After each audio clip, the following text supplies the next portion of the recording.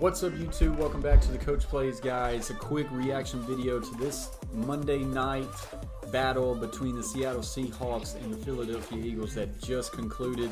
The Seattle Seahawks finds the win tonight, 23-17, with a 6-point lead to advance them to 8-3. This falls the Philadelphia Eagles to, I believe, 3-7-1, if I'm not correct, somewhere along those lines. The Eagles really needed this win to kind of get them back into the race. They're not still far back. They're about a game and a half due to that tie back in this really bad NFC East division. But they needed this win. How come could they not? The score shows it right there. It was close. It shouldn't have been that close because they were actually down 14 with 20 seconds left. And they threw a Hail Mary and it got tipped in the end zone and they caught it. And then they went for two. Why? I don't know. Normally you just kick the field goal there, you're down 7, then you do an onside kick. Why did you go for 2? To probably lose me out of a bet. And it looks like that's what they did. So, but anyways, the Eagles had their chances to win this game. Their interior defensive line really good.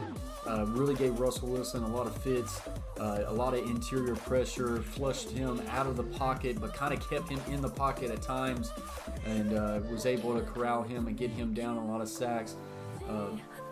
But DK Metcalf was still able to make some big plays. Where this really hurt them was the offensive side of the ball. And when you look at the offensive side of the ball for the Philadelphia Eagles, they don't have enough playmakers. They don't. Alshon Jeffrey is not who he was, is not who he used to be.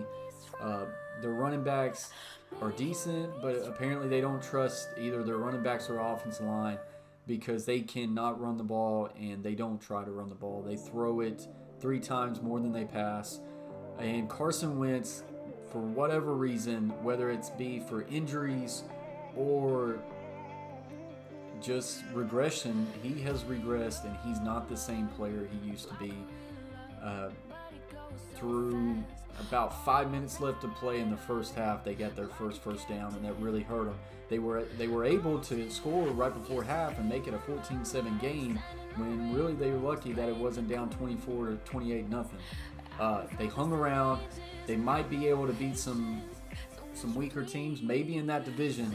But if it was my bet, I'd say the Washington football team probably wins this division. The Eagles needed this win and wasn't able to get it. For the Seattle Seahawks, they're a good football team, but they got a lot of areas to improve. That offensive line for the Seattle Seahawks is not what it used to be, and the defense is still very leaky. And I would say they're one of the top tier teams in the NFC side, but I still don't know if they're going to be that team that can go through. I still put the likes of Packers, Buccaneers, and Saints ahead of the Seahawks.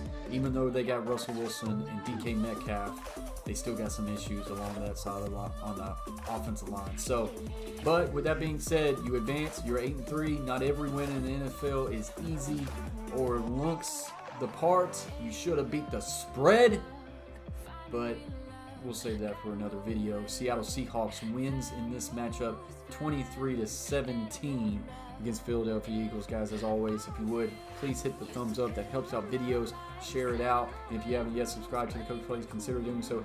#flight to 3K, guys. Until next time, peace. Never fake, I keep it real.